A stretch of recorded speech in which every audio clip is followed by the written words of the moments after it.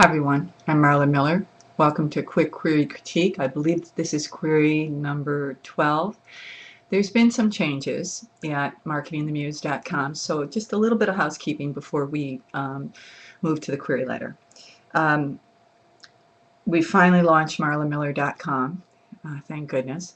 It's been a while and lots of work, and I hope that you will find it as satisfying when you visit as we have in designing it and tweaking it over the last couple of months. We hope that it's going to be a resource center that writers will want to hang out at.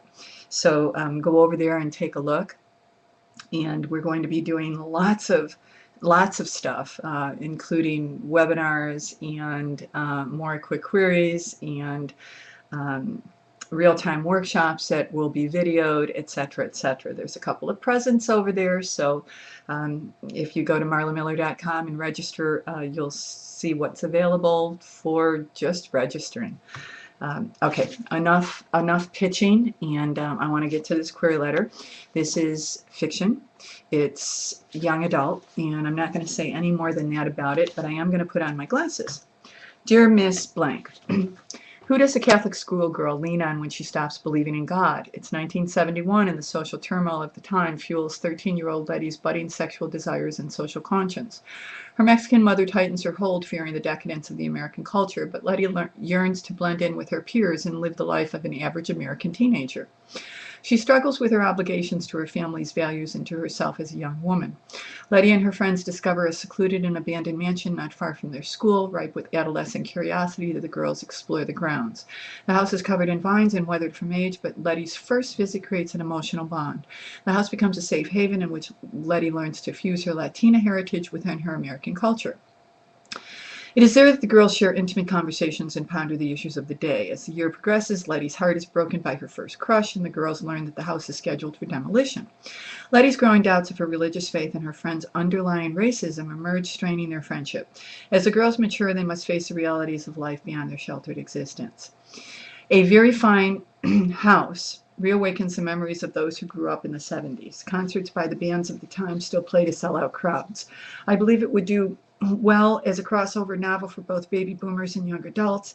Latina fiction is also growing in demand as that population continues to permeate American society. Being a Latina who experienced the oppression of the Catholic school during these turbulent times makes me well qualified to pen this novel.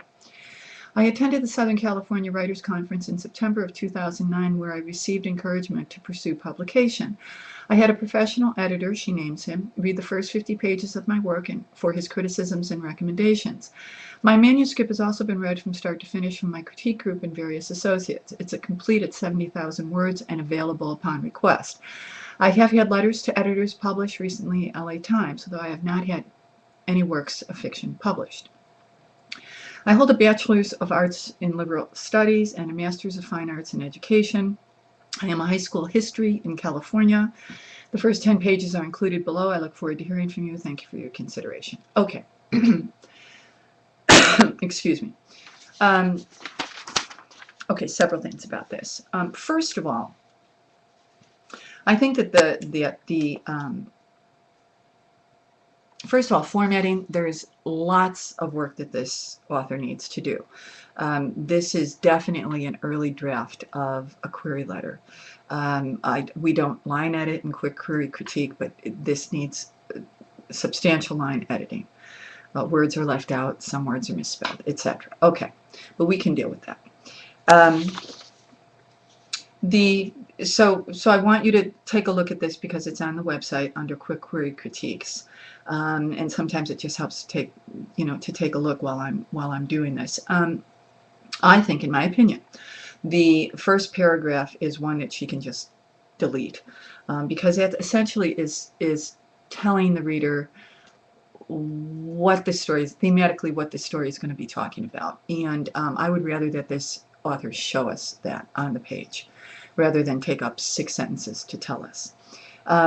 I think a good opening for this would be the 1, 2, 3, 4th paragraph. A very fine house reawakens the memories of those who grew up in the 1970s. Okay, why is that a good opening? Number one, it says the title of the book, which really should be in your first paragraph. And number two, it also defines the setting. So we know that we're going back in time. We also know that this author is a history teacher, so we also know that she is probably going to be a reliable narrator because she knows her history, or we assume that she does. Okay. There's lots in this query letter that I would redo, but essentially I like it. I think I like what this story is about. And so let me just talk to the strength of it, because I don't want to, I'm watching the time, I don't want to spend more than 7 minutes on this.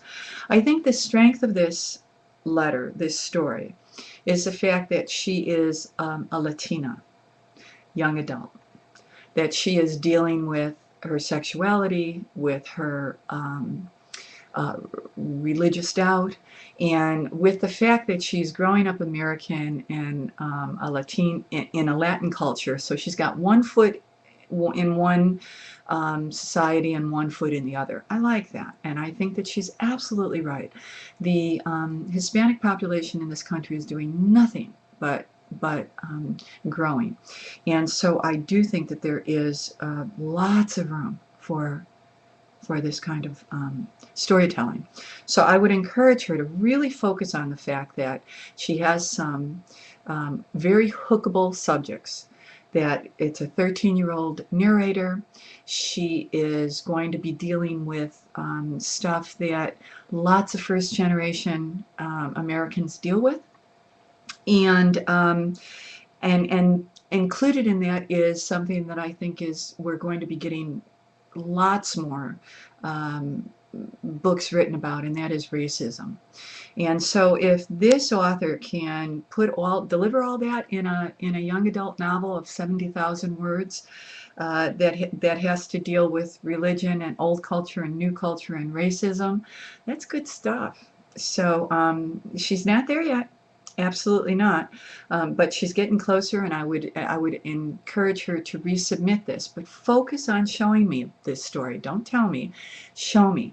I want to see the kids in the tree house, or rather in the house that's dilapidated. I want to perhaps get a taste of what this racism might look like. But focus on the story, and don't focus on the fact that you've been to a conference or that you've had op-ed pieces published. I think the only biographical information that's important here is that this author tells us that she is a teacher, and that she has a degree in history, and that she is writing a historical fiction. Until the next time, I invite you to submit your query letters, and I would invite this author to resubmit this one, because I think there's potential here. Thanks for tuning in, and tune in again, and go to marlamiller.com. It's really cool.